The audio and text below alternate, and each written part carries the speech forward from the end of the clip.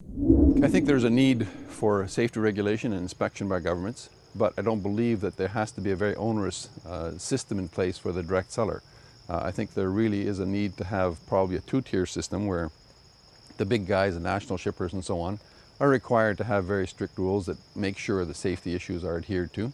But for the smaller fellow, those rules just don't need to apply. It's easier for the government to set up one system and everybody has to fit the system. Bureaucratic things seem to go that way, but for the small producer it doesn't work very well. Most of the rules that are set in place for safety or regulation type things, they're set in place for the big guy to handle.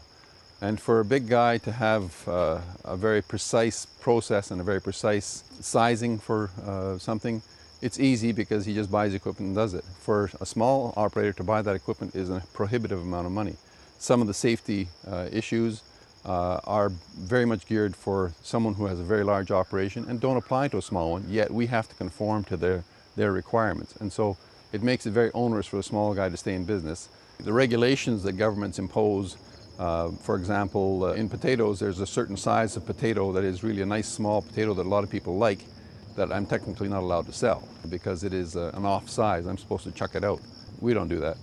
So every government person around can run and try to nail me for it, but it's just a stupid rule that applies possibly somewhere in the industry, but it sure doesn't apply to the person selling directly to the public because the public is seeing exactly what they're buying.